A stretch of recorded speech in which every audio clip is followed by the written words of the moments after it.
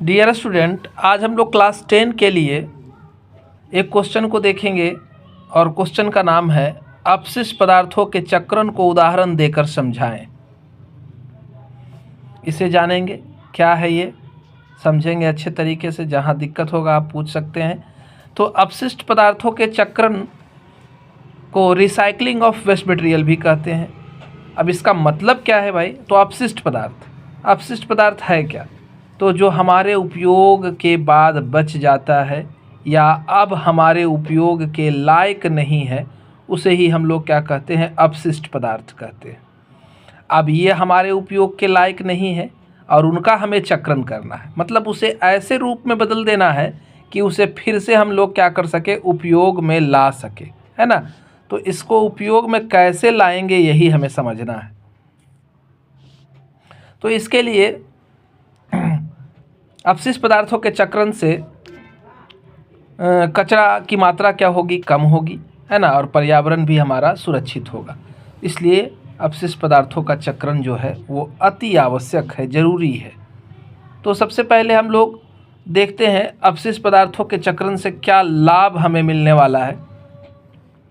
तो सबसे पहला लाभ, इसको इस तरह से लिख सकते हैं, इससे कच्चे माल और ऊर्जा की मांग जो है वो घटेगी, है ना। कच्चे माल दूसरी पुराने चीज़ों से ही हम नए चीज़ों को बना लेंगे तो ऑटोमेटिक जो है हमारा मांग घटेगा। इससे पैसे की बचत होगी और रोजगार के अवसर भी बढ़ेंगे।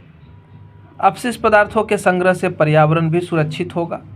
जहाँ तहाँ ये कचरा फैल रहा था, नुकसान पहुँचा रहा था, तो ये भी बचेगा। इससे संसाधनों का भी संरक्षण काफ़ी हद तक होगा। तो अब संसाधन दोबारा हमको नहीं ज़रूरत पड़ेगा, पुराने संसाधन से हम उसका उपयोग कर लेंगे। कचरा चक्रण से नाली, गली, पार्क, सड़क और कई सारे सार्वजनिक स्थल साफ सुथरे हो जाएंगे, है ना। अपशिष्ट पदार्थों के चक्रण की प्रक्रिया क्या है, कैसे इसे चक्रण करेंगे? सबसे पहले हम अपशिष्ट पदार्थों को जमा करेंगे, देखेंगे उसमें ठोस कौन सा है, तरल वाला क्या है, सूखा क्या है। बायोडिग्रेडेबल और नॉन बायोडिग्रेडेबल को भी बांट लेंगे। ये बायोडिग्रेडेबल क्या है? तो जो सड़ गल करके नष्ट हो जाते हैं उसे बायोडिग्रेडेबल कहते हैं, और जो सड़ते गलते नहीं हैं उसे नॉन बायोडिग्रेडेबल कहते हैं। तो इसको अलग अलग टैंक में जमा कर लिए हैं, है ना, और हम इसे फिर क्या करेंगे? चक्रण योग्य जगह पर इसे पहुंचा दिया जाएगा, ठीक है। अब देखिए कि जो नॉन बायोडिग्रेडेबल है उसको कई तरीके से हम उपयोग में ला सकते हैं। अब नॉन बायोडिग्रेडेबल में अगर लोहा है तो लोहा को पिघला करके उससे नए सामान को बना लेंगे। प्लास्टिक है तो उसे पिघला करके नए चीज़ों को बना लेंगे। प्लास्टिक के बर्तन है तो प्लास्टिक के बर्तन का पुनः उपयोग हम लोग कर सकते हैं, है ना, साफ़ सुथरा करके। तो इस तरह से इसके अलावा और भी बहुत सारे वेस्ट होंगे नॉन बायोडिग्रेडेबल। तो कुछ को जला दिया जाता है, इंसिनरेशन, बंद कमरे में जलाया जाता है, और उससे निकलने वाली हानिकारक गैसों को भी तोड़ा जाता है, उसे हानि रहित गैसों में बदला जाता है। तो ये सब किया जाता है। और साथ में हम लोग अपशिष्ट होने के उपयोग में पुराने को उपयोग, अब इससे क्या कर लेंगे? नए उत्पाद को बना लिए, है ना।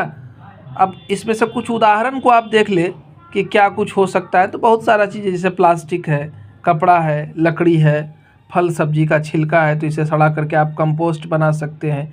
खनन अपशिष्ट है, सीमेंट है, धूल कण है, जीवाश्म ईंधन है। तो कुछ सबका कुछ ना कुछ उपयोग है, हम उसका उपयोग कर सकते हैं। धन्यवाद।